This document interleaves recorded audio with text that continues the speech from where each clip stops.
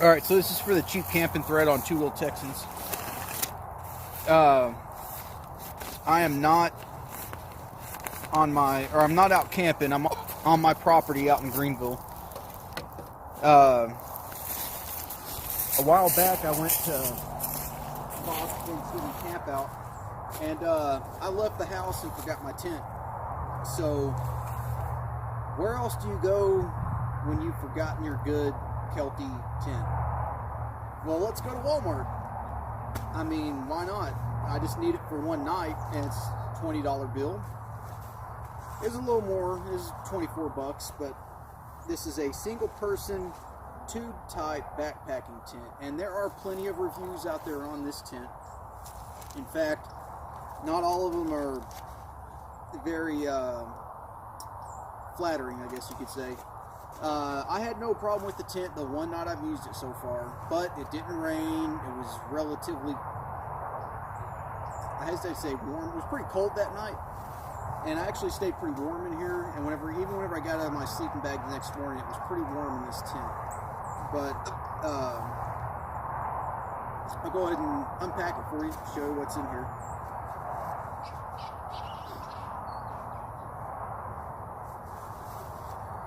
I'll say that whenever you get used to using a tent, like even, I wouldn't call Kelty high end. Some of their tents are pretty expensive, but I would say Kelty's towards the top end. If you want to get a really good tent for not a lot of money, Kelty is where you want to go in my opinion. And I got the hiccup, sorry. So you got the main body of the tent here. Just to be clear, this is not a freestanding tent. You've got to stake this tent out or else it will not stand up. You've got your poles. So there are 2 poles for this tent, one front and one back. Hiccups again, sorry. One front pole, one back pole for this tent. And then of course, it comes with their crappy stakes, which I've already thrown out. If there's 2 things that most cheap tents come with that are absolutely garbage. One of that is their tent poles. Fiberglass is okay, but it folds way too easily, and you're just not getting a lot in fiberglass poles. Jeez. One of my first Kelty tents I bought had aluminum poles, and after I used that tent and the aluminum poles that were in that tent, I swore I would never go back to fiberglass poles unless I had no other option. One instance, I was on a trip to Big Bend. I was stationed in California at the time. Part way there in New Mexico somewhere, I lost one of my aluminum tent poles for my Kelty. I stopped at a camping store, and they had tent pole replacements that you could cut and build yourself. So that's what I did. I basically assembled a new tent pole right there in that camping store in El Paso, and I can't remember the name of the store off the top of my head. It was years ago. I will go online and find it though, because I think they were great people that own that store. They helped me out big time. But to get back to this tent, these work okay for what this tent is. You know, for less than $30, you're not getting aluminum poles. That's just the way it is. So you're going to get these little thin fiberglass ones. They're serviceable. They're just not what I would care to have.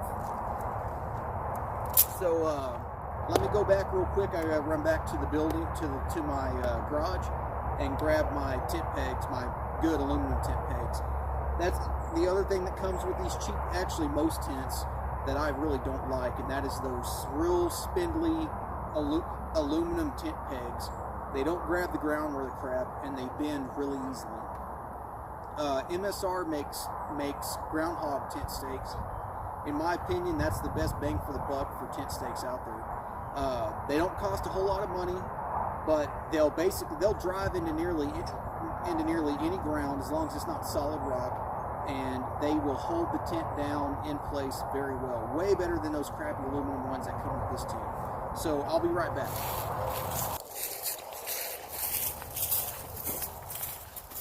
All right, and I'm back. Sorry that took so long. So, the groundhog steaks that I was talking about. MSR groundhog steaks. Like I said, these are not that expensive. These are pretty cheap. They are aluminum, but they're tough. And you can ask, let's see, Aaron, one of my really good friends named Aaron, he's bought some of these and he likes them. He's seen them in use. I went on a 6,000 mile motorcycle trip with my dad, and we stopped at a campsite off the 101 in California, off Highway 1 in California, the coast road. This was before the collapse and everything, before the road had a mudslide. These things, we drove this into a dead tree trunk effortlessly. I mean, it went in, held all night long. We put a tarp up because it was basically raining and misty all night.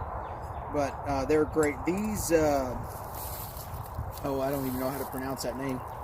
Coglins, I think is what they're called. These are very similar to the groundhogs. You can buy them at Walmart, I think. I think that's where I bought these. It's been a while. They're not nearly as tough.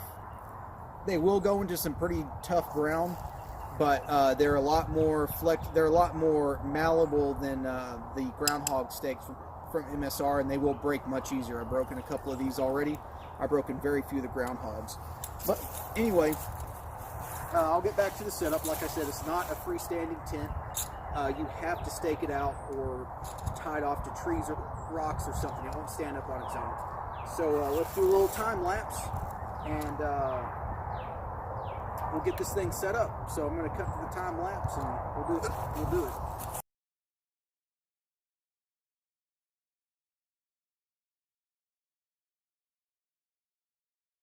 Alright, so there you have it. It doesn't take long to set up. That was a time lapse, obviously. Going just off the clock on the phone, I spent about 5 minutes setting this up. I only used 3 tent stakes. Granted, you could use a few more on the back. You could use 2 more on the back if you wanted to, if it was a windy day. If I was setting this up on a rainless night, I would want to set this up with the front facing into the wind so you can get some airflow through there. You can look up reviews on this tent online, and there's a couple that will straight up tell you that this is not an awesome tent. In fact, you'll find a review that will show you where he calls Ozark Trail about this tent, and they straight up tell him this is for using in your backyard in good weather, for the most part. I don't necessarily agree with that. I think this can be a serviceable tent for somebody who needs a tent, a small single-person tube tent on a serious budget. Honestly, if you're stuck somewhere and you need a tent, Walmart's a really good place to go. $20 bill, $30 will buy you a serviceable single-person tent. I'm 5'8". It's fairly short compared to most people. And there's plenty of room in here for me and my motorcycle gear, which is a key requirement for me whenever I look at a tent. I have to be able to put motorcycle gear in there. It's one of the reasons why I went from a Kelty 2-person to a Kelty 3-person. I had enough room in the Kelty 2-person for my gear, but I didn't have enough room for me, my gear, and to lay in there and be comfortable if it was raining, and read a book or whatever. So I went to a 3-person because it really didn't weigh that much more, and it didn't pick up that much space, or it didn't take up that much more size-wise. This packed pretty small. You saw it whenever I pulled it out. It's, a 1.5 feet or so long, less than 6 inches wide. It's pretty light. I think the documentation says, I'm not going to lie to you, I'll put it up in a pop-up window right here somewhere when I do the video. But it's not that heavy. It's a very light tent. One thing I will say, I've not used this in the rain. I don't know how this one does in the rain, but the reviews where people have tested it against sprinkler water or even out in actual rain, it has failed. It will leak. If you don't set it up into the wind, or if you don't have very much airflow, and it's a cold night, you're probably going to get condensation in there. That's not necessarily this tent's fault. That's just a downfall of a single wall tent, is that you're probably going to have condensation inside the tent in the morning. When I used it, I didn't have that problem. There was enough of a breeze that night, I think, that it kept the condensation cleared out, but that could be a problem if you're using this in a moist or low wind environment. Jeez, I really apologize for the hiccups tonight. I mean, for $30, you've got to expect that you're not going to get a high-end tent, because you're buying a tent from Walmart. This was a last-minute buy to shelter me for a trip, and I'm going to keep it on the shelf because it is lightweight, it's small. Will I ever use it again? Maybe. I really honestly don't know. If I went backpacking somewhere and I knew the weather was going to be good, I might take this along just because of how light and small it is. But if I'm hiking somewhere with a friend, I might as well just pack my 3-person tent, and we can split up the tent, the rain fly, the stakes, and the poles and everything. Split the weight between 2 or 3 people and be good. But like my camera stand today is a TW200, not the biggest bike around. This would be a great tent to stick on the back of a TW200 right now. Not only is the TW being my camera stand, it's also being my battery. The phone's hooked up to the bike. It's being a battery right now. So I hope this video was mostly informative for everybody. You're not going to get a high-end tent from Walmart. They don't sell that. If you want a good tent, if you want a decent tent that you're going to be able to go out and camp in and not get wet whenever it rains, shop somewhere else, I guess. You can, if you want to put in the work, like with many other lower-cost Chinese products, or lower-cost any country products, honestly, even low-cost U.S. products. If you want to put in the work, you can seam seal the entire tent, and you should be able to keep the water out. Because in the review videos where they complained of the leaking, that's where the water came in, was through the seams. For $25, they're not going to seal the seams on this tent for you. This is not going to happen. They're throwing together a bunch of material into a tent-type object, and if you want to use this for wet weather camping, you're going to have to put in the extra work with a couple of $1 or $2 of seam sealer. That's just the way it is. So if you're in a bind and you need a tent, $25 at Walmart. There you go. Y'all have a good night. Thank you.